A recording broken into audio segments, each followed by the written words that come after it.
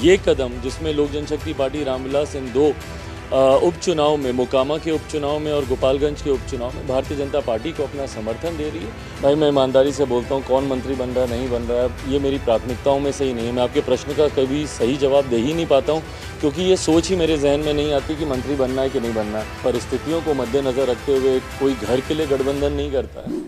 चिराग पासवान हमारे साथ हैं, बीजेपी के साथ फिर से हो लिए हैं। सर, आप बीजेपी के लिए प्रचार भी करने जा रहे हैं मोकामा में, गोपालगंज में, क्या लग रहा है उपचुनाव में क्या स्थिति है बीजेपी की? देखिए, मैंने एक बात को हमेशा स्पष्ट रखा है कि लोक जनशक्ति पार्टी रामविलास हमेशा से बिहार आज की तारीख में अभी तक विकसित राज्य नहीं बन पाया, इसकी एक बहुत बड़ी जिम्मेदारी हमारे मौजूदा मुख्यमंत्री नीतीश कुमार जी की बनती है, क्योंकि पिछले 16-17 साल से हमारे प्रदेश के मुख्यमंत्री वही हैं।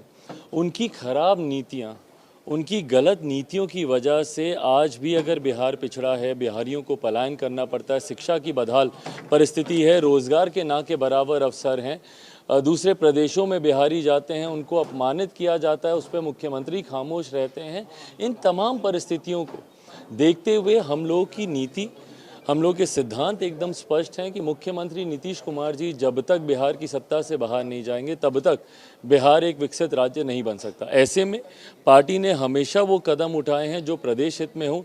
ये कदम जिसमें लोक जनशक्ति पार्टी रामविलास इन दो उपचुनाव में, मोकामा के उपचुनाव में और गोपालगंज के उपचुनाव में भारतीय जनता पार्टी को अपना समर्थन दे रही है, वो इसी सोच के साथ समर्थन दे रही है कि अगर मुख्यमंत्री जी का गठबंधन किसी भी कारणवश मजबूत होता है तो बिहार को वो और मजबूती से बिगाड़ने का ही काम करेंगे। चिराग जी, अब आपके केंद्र में भी मंत्री बनने की चर्चाएं हो रही हैं, क्योंकि आपकी पार्टी में उस समय टूट नहीं हुई होती तो आप ही बनते, लेकिन टूट हुई तो चाचा बन गए। भाई मैं ईमानदारी से बोलता हूँ, कौन मंत्री बन रहा है नहीं बन रहा है ये मेरी प्राथमिकताओं में से ही नहीं है। मैं आपके प्रश्न का कभी सही जवाब दे ही नहीं पाता हूँ, क्योंकि ये सोच ही मेरे जहन में नहीं आती कि मंत्री बनना है कि नहीं बनना है।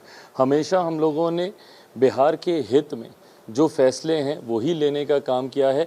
अपने व्यक्तिगत हित को अगर मैं सोचता भाई तो शायद मैं पिछले चुनाव किसी और परिस्थितियों में लड़ता, किसी और गठबंधन में लड़ता, जहाँ पे मेरे बिहार में भी विधायक होते, केंद्र में भी इस तरीके से पार्टी नहीं टूटती या इन कठिन परिस्थितियों से गुजरना नहीं पड़ता। अगर संघर्ष का रास्ता अगर मैंने, मेरी पार्टी ने अपनाया है, वो सिर्फ और सिर्फ बिहार के हित को मद्देनजर चिराग जी, जब आपकी पार्टी में टूट हुई थी और जब वो बंगला जिसमें रामविलास जी दशकों तक रहे, आप उसमें रहना चाहते थे, तब भी वो खाली करना पड़ा, बीजेपी आपकी तब मदद नहीं की। क्या लगता है कि आज बीजेपी को आपकी ज़रूरत है नीतीश के जाने के बाद, तो बीजेपी आपके सामने सरेंडर की? भाई देखिए, ये व्यक्तिगत परिस्थितियों को मद्देनज़र रखते हुए कोई घर के लिए गठबंधन नहीं करता है। या कम से कम मैंने या मेरी रगों में जिस नेता का खून है, मेरे पिता आदरणीय रामविलास पासवान जी ने घर को मद्देनज़र रखते हुए, व्यक्तिगत हितों को मद्देनज़र रखते हुए, अपने मंत्रालय को मद्देनज़र रखते हुए कभी उन्होंने भी कोई गठबंधन नहीं किए। तो अगर मेरे दिमाग में ये सब सोच होती तो शायद मैंने बहुत पहले, जैसा मैंने कहा कि मैं फैसले कुछ और लेता। ये जो भी फैसला लिया गया है ये बिहार के हित को मद्देनज़र रखते हुए। आखिरी सवाल चिराग जी, आपके चाचा भी इसी एनडीए में हैं, तो क्या आने वाले समय में आप लोग फिर से साथ हो सकते हैं, या अब ये हो सकता है कि चाचा बाहर हो जाए एनडीए से? भाई एनडीए गठबंधन का स्वरूप अभी क्या होगा ये ज़रूर अभी आने वाले दिनों में तय होगा। जैसा मैंने कहा कि इन दो उपचुनाव को लेकर भारतीय जनता पार्टी के प्रत्याशियों का समर्थन लोक जनशक्ति पार्टी रामविलास कर रही है। चिराग जो है हमसे एनडीए में वापसी पर बात कर रहे थे। कैमरा पर्सन आशीष के साथ शशांक कुमार, एबीपी न्यूज़, पटना।